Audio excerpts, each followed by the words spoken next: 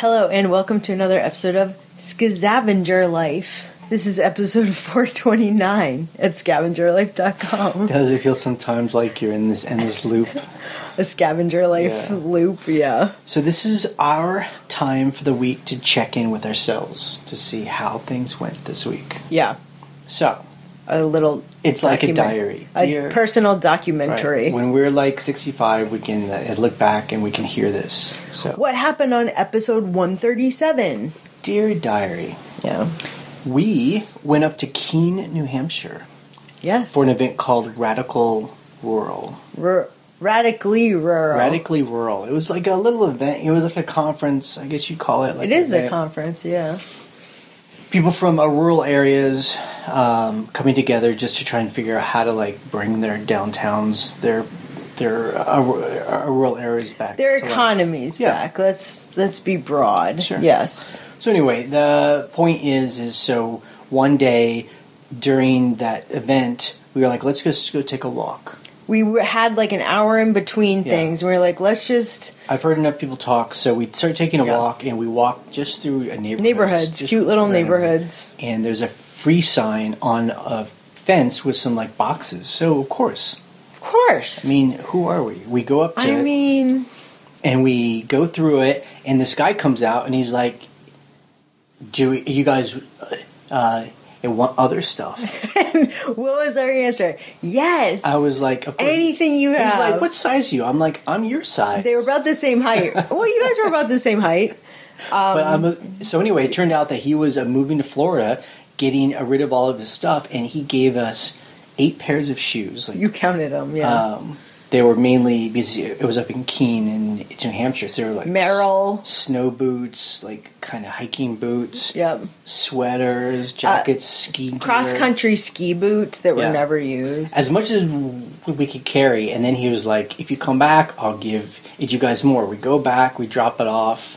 We actually took a nap. Yeah, we were so tired. That was our downfall. We come back, and he's like, I put it out already, and someone already took it. Now, he put it out on the corner, and he also put it on Facebook Marketplace, right. So clearly somebody saw it. So we told him, if you put it on Facebook, someone came and got it. But anyway, it was great. It was just, this is what I was saying about a week ago. I was like, I mean, in this country... People just put stuff out for free. The United States of America. There's just so much stuff.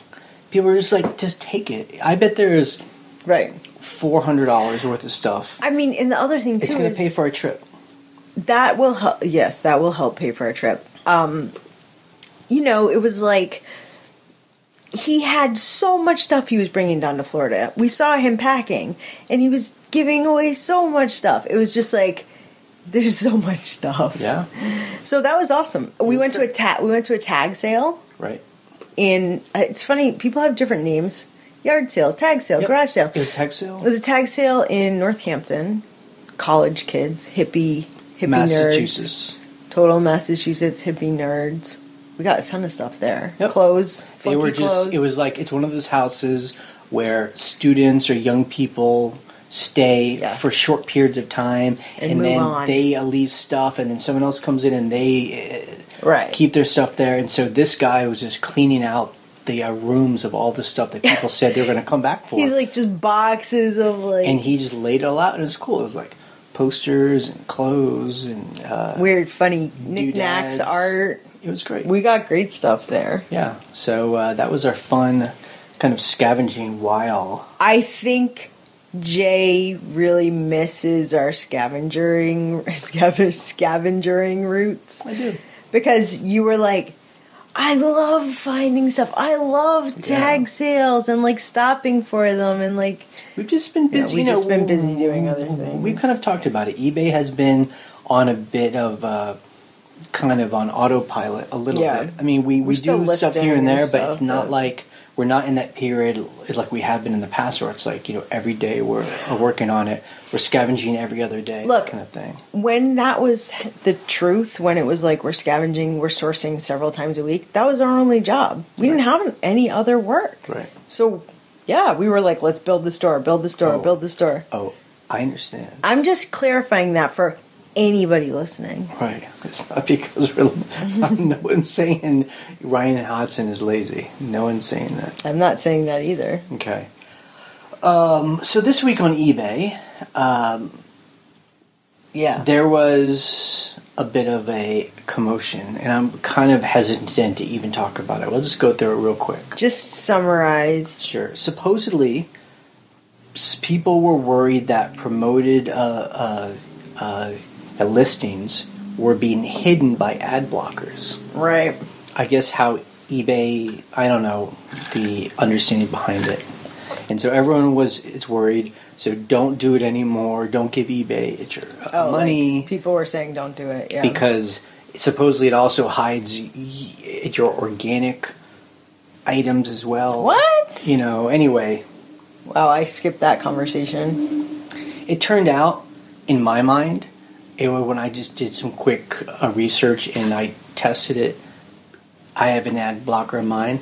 I see plenty of items that are being paid for. So just my first thought about that, if it was just hiding promoted in air quotes listings, it would be one of those things where the thing about it is you only pay for that promotion fee if someone buys the item through clicking on that sponsored promoted listing. Well, that's the other so thing, if no one could see it, you'd just never pay those fees. Right. I mean, hopefully it would show up on what you're saying, organic search, but it would be like they were hiding everything. Right. That would be weird. I don't know. I have ad blockers on both my browsers that I use, and I still see that stuff. So. Yeah. So, I don't know. I mean, it's just one of those things where, honestly, I will agree that this is just kind of a cash grab by eBay. Sure.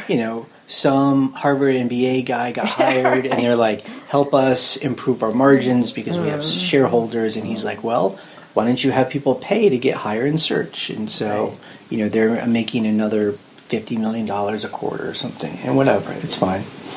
But, the good thing is you can pay eBay a little bit more for those or not. And it's not a big deal. You don't have to. And look, on the new Seller Hub, how they've transformed it, when you look at your solds, you'll see the ones that are promoted listings, and I see some of them. It says sponsored.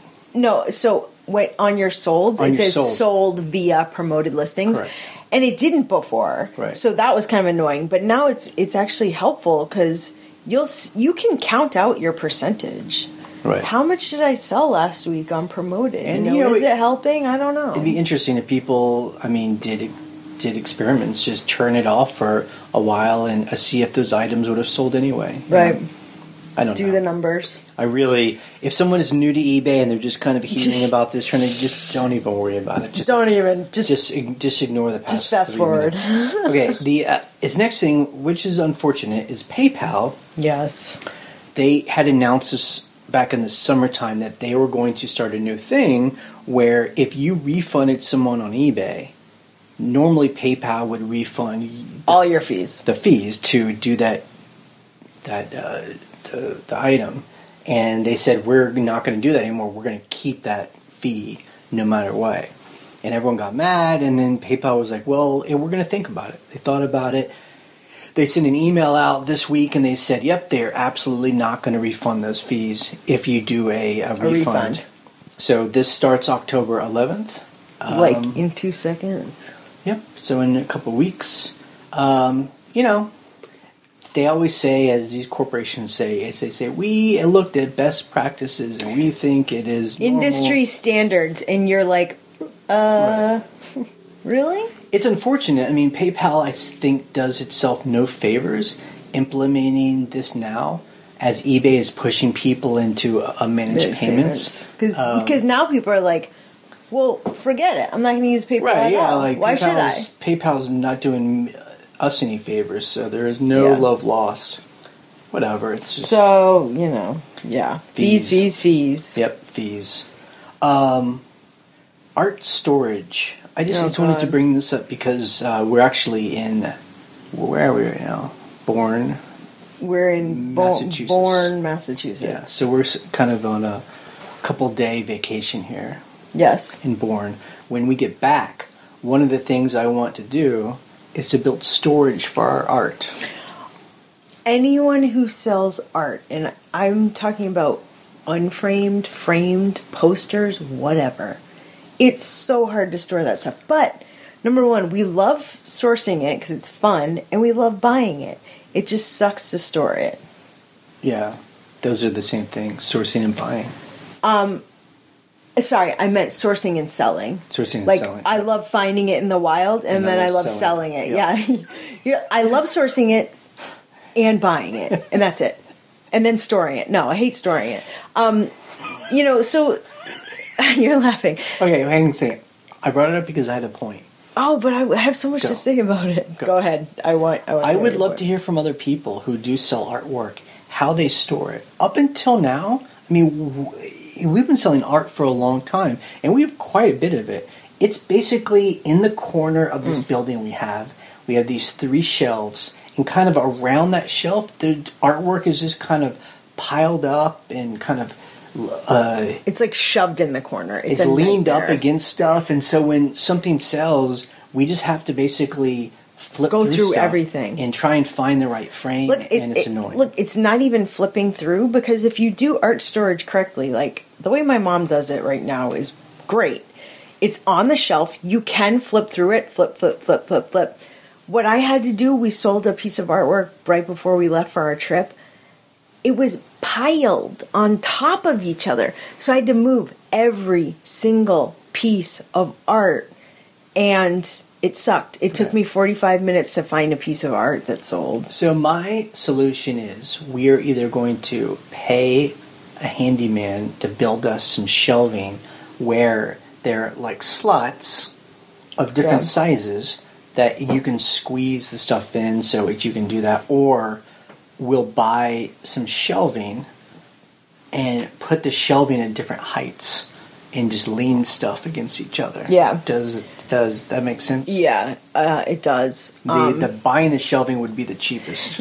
It would be the cheapest. I do know that we have several shelves out on our front porch that we could use for smaller artwork that are just sitting there in storage on our front porch. Maybe we can use those, and then the bigger artwork can go somewhere else. But the flip method is great, but I also want to do some kind of inventory system where it's like, these are paintings, these are prints, these are photos, they all have numbers, because it is a horrendous nightmare to find that stuff. Yeah. Because we have a lot of it. Well, but we sell it. Well, it's a nightmare. It is. Wow, okay. Then it's even more an emergency than I thought it was. It is, I know. I hate to admit it because I don't want to think about it, but... Okay. So that's going to be something we'll do when we get back. This week, on our eBay.com store, we sold 56 items. Which is great. Which I'll have to ship when I have to get home. And our gross sales, that is before fees, but not including the shipping. No shipping. Yeah. Was $1,940. Okay. We almost made $2,000. That's finally. And it was in organic 2,000 almost, where there weren't any big gigantic sales that kind of skewed everything. It was 56 items, and there's some $100 items, but nothing sold for a crazy amount. Those are just regular felt sales. As if it was a good, healthy week. And you know what? We did nothing different than any other week. So I mean, it's just one of those things that we always say that sometimes people want our stuff and sometimes they don't. Yeah. And it's funny because my handling time's really high right now. So you're like, why? Right. It was 10 days and now it's 10 days. 5 days. Yeah. So you're like, Yep. Shrug. So some things we sold that were interesting to moi was it's Metronome. So the thing about this Metronome is a Seth Thomas. And Seth Thomas is a fancy clockmaker. I'm assuming you can buy new Seth Thomas stuff, but so that's why I had it priced high. It wasn't just a little dinky whatever. It was kind of fancy, but it took a long time to sell. So there's this thing, I'm trying to find it online. If you Google it Metronome and Plane in Sync. Is that it? Oh, they sync themselves up. It's weird. Yeah. There's this thing where if you have multiple, it's metronomes. I mean, it can be 100, and they start them all off just at different times. They will eventually sync together. I thought you could set metronomes to be different, like beats per minute or whatever it's called. Like, I thought that was the point of a metronome. Like, you could be like, well, I need it to go slower. That's the thing I need it to go. That's the thing I don't understand. And you set them, and somehow, I don't know, it's like some kind of like... What? It's a wormhole that gets opened up, and then they all beat together. That's cool. Anyway. I wonder if someone was good. Wait, so how did you know that? It was just, some like something online. A YouTube Okay, so everyone go look up a YouTube video and be fascinated by sync that. It together. Okay, some other things we sold. We sold some old dice. Die for $120. Now this set of die, it was a mixed batch, and some of them were Bakelite, and some of them were labeled from an old casino. Some of them were cool colors. So it was one of those things where it was like, why would this sell for this much? Well, if you're a collector of stuff like that, you're going to pay for something neat. Look. That's just me. That's why I priced them so high. This is not and I was correct. It's not a complaint. But when those sales happen, I'm just like, what just happened? It's incredible to me. Why is that? It's not a complaint. It's incredible to me that stuff sells for as high as it does. Like, what is someone going to do with those dice? Put them in a curio cabinet.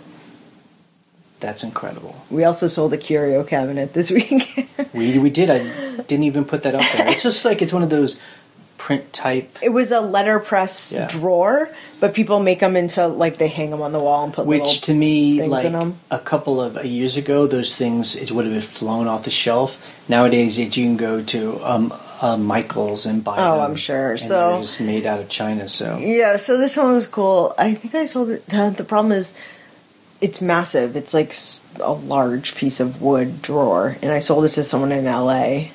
So I got to pack it so it can get across the country. It is September.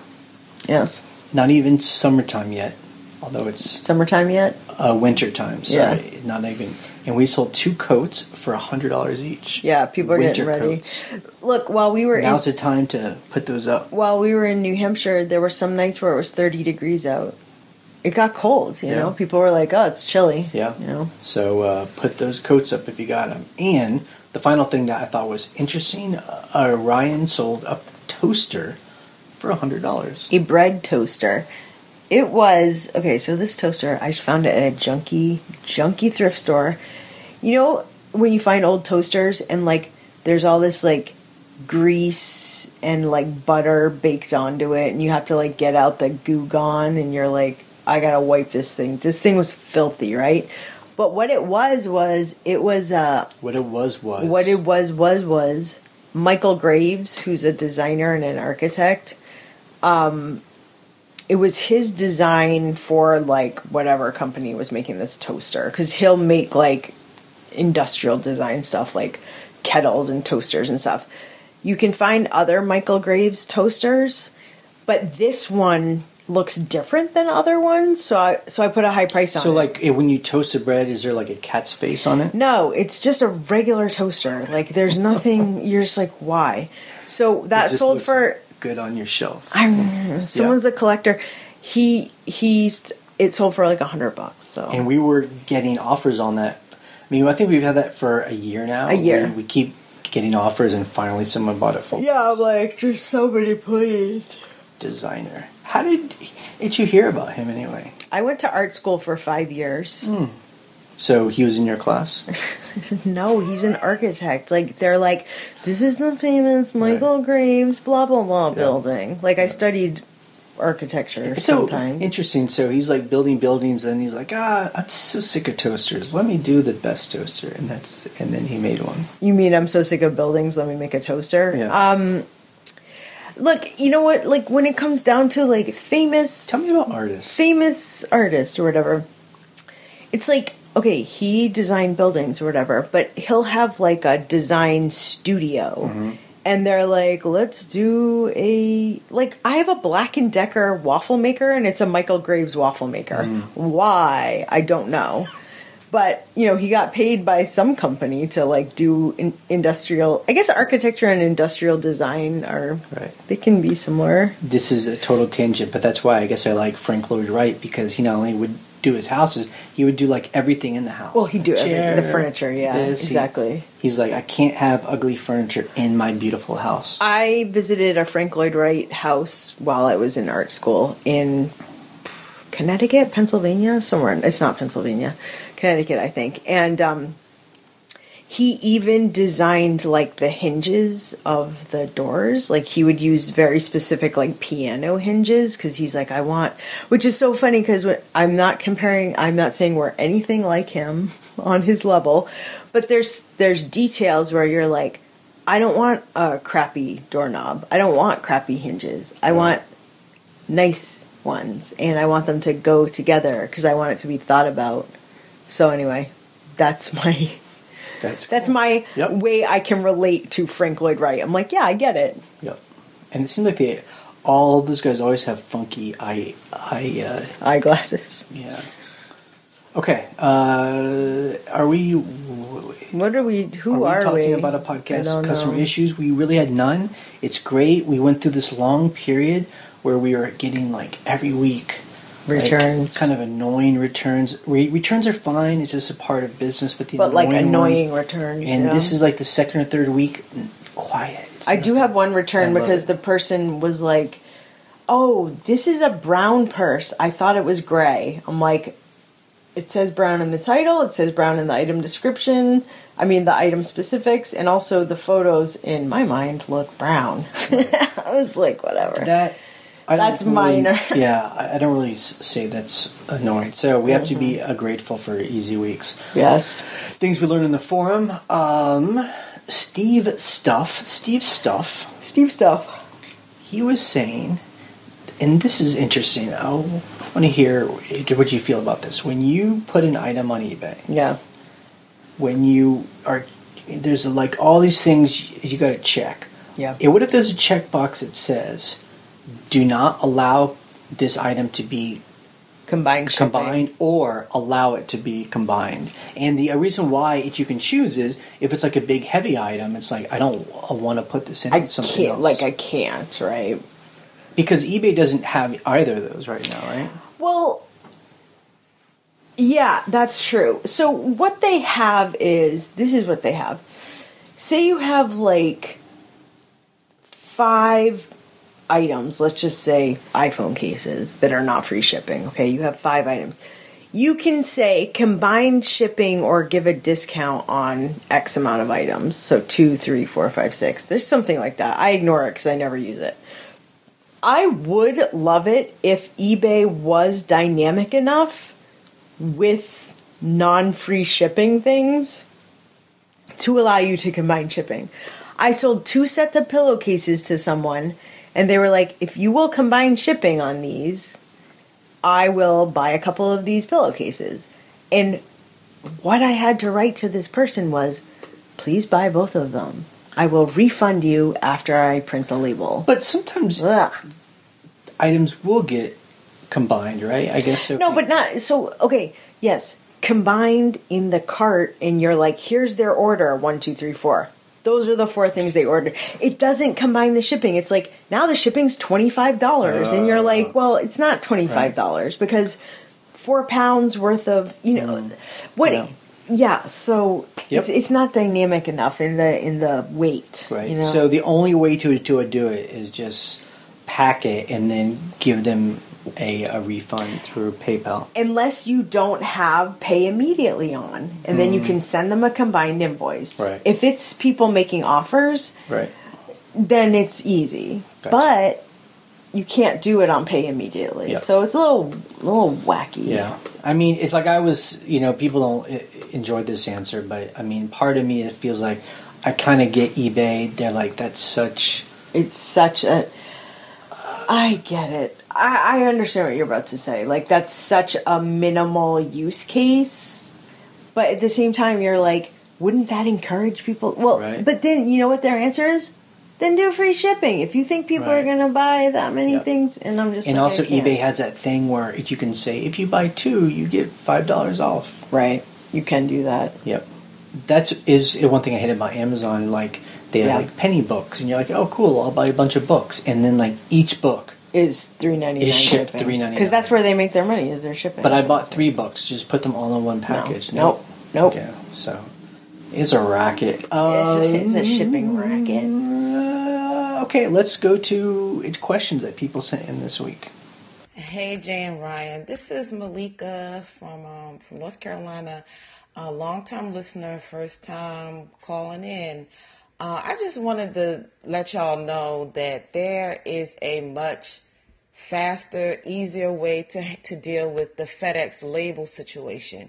I actually contacted somebody from eBay through their Facebook page, their official page, and the customer service guy gave me the right workaround.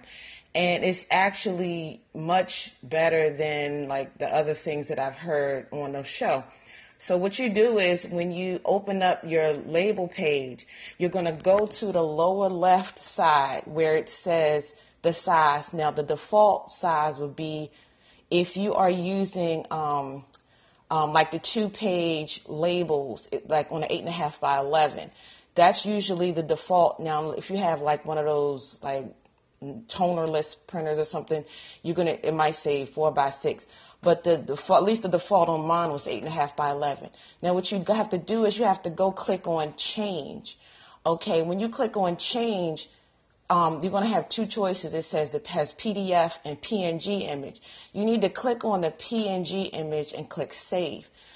Okay, and then after that, what you're going to do is, in order to set it up properly, I'm sorry.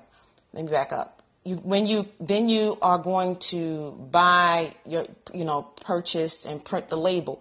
But when you are going to print the label, what you're going to do is go to your printer settings on your browser. Now, I use Firefox, but I also tried this on Explorer. I don't use Explorer. It's like kind of like a backup thing. But I did it on both of them, and it turned out it works perfectly. What you do is you go to, this is on Firefox. It's a little different on Explorer, but if you play around, you can find it. You go to File, and then go to the Print Preview. And that page is going to, the label's going to come up, but then you're going to go to click on Landscape. And you can do this in different ways on different browsers, but the main thing is to print it as landscape. When you go to landscape, it's going to immediately pop it onto the left side. Now, the default for most of the time is on the right. So the label is going to be on the left side. So what you're going to have to do is, however you put your paper in your printer, you're just going to have to do it the opposite way. So when I usually put my labels in the whatever label side, down or up, or however you put it in there, just do it the opposite way. And when it prints, it's going to print on the left side of an 8.5 by 11 page instead of a right side. And it comes out perfectly. Actually, it comes out better than it used to, because whenever I used to, with the old system with FedEx, it used to come out, I used to have to play with, reduce the size of it because it wouldn't fit on my labels, because my labels it doesn't go all the way to the edge of the paper. So I would always have to reduce it. But this time it comes out perfectly. It's just on the left. So after you do that, though, you're going to have to go back in and change it back. Whenever you have just USPS, you're going to have to go back in there to that link and click change it back to the 8.5 by 11, because it's going to save it. And you're also going to have to change the landscape back to portrait whenever you are shipping something that's not FedEx. So that's what's been working with me. It might have sounded a little complicated, but the first time I did it, I was, it was a little weird, but now it's working smoothly for me. That's the workaround I've been using, and it works fine.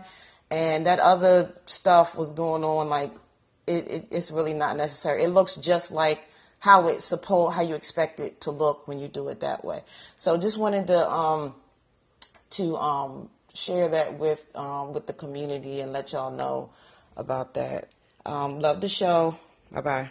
So the funny thing is, so in the classic label printing ability, like old classic labels, FedEx SmartPost just printed on half of an 8.5 by 11 sheet, whether it's sticky or not.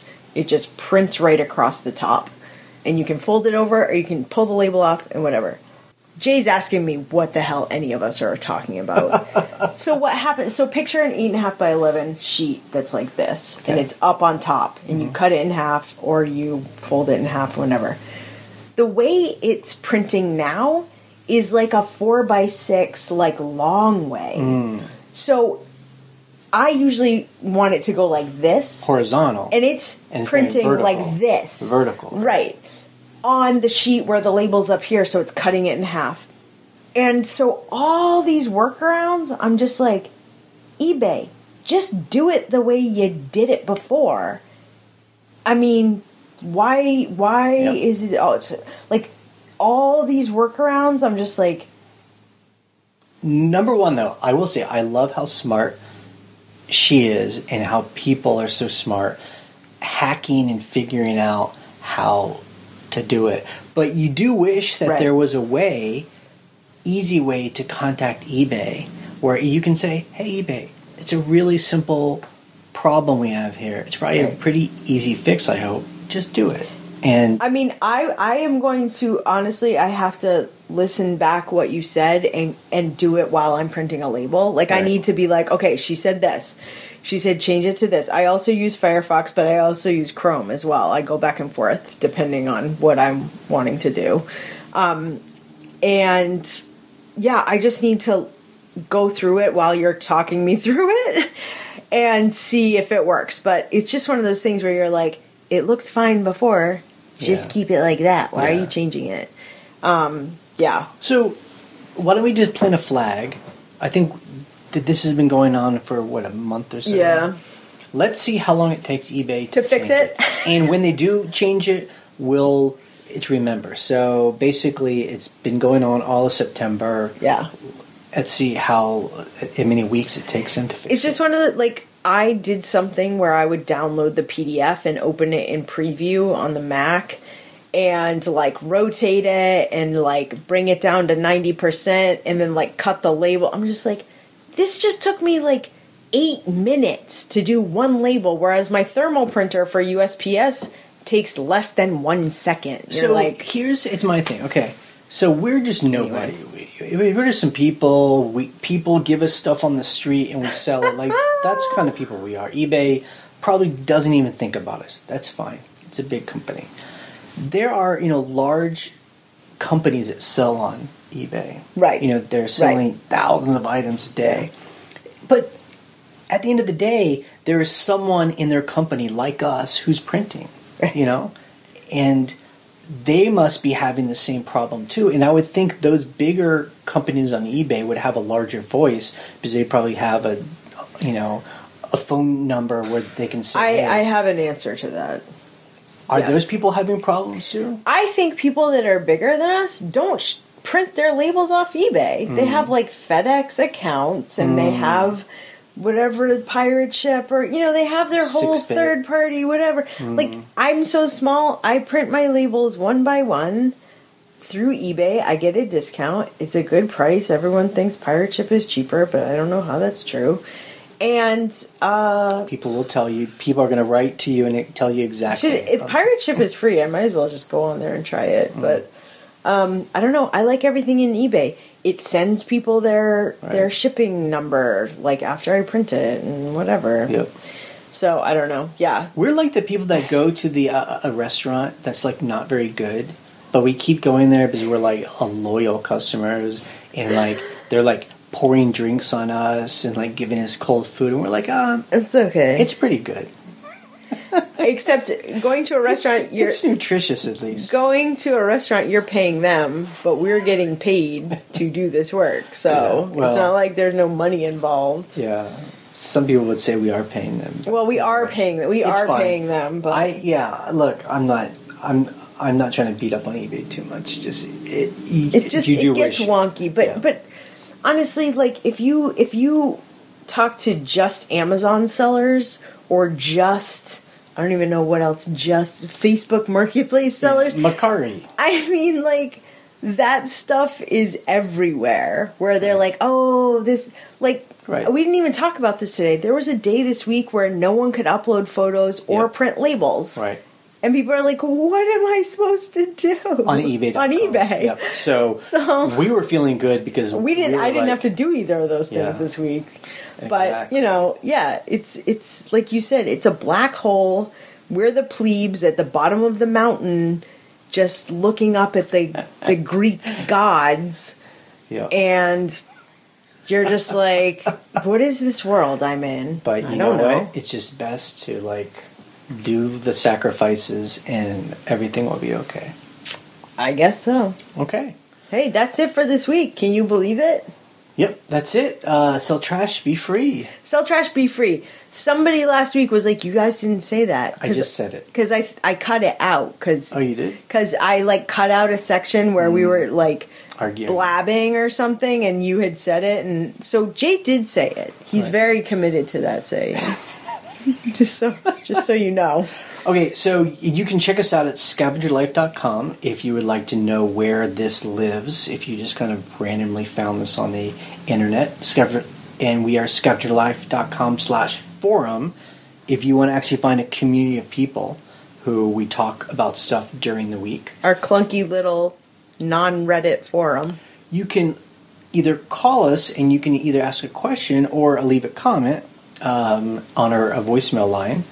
The number is 540-407-8486, or you can email us an audio file, thescavengerlife@gmail.com. Right. Podcast is up every Sunday, Monday. Slash when we can do it. Wednesdays, there's a What Sells a video. Steven Schultz is very committed to his What Sells videos. He's super awesome. I know, he's great. Anyway, you can just have a good life now. You can press stop on this podcast and have a great life. Because we are ending in 3, 2, 1. Bye.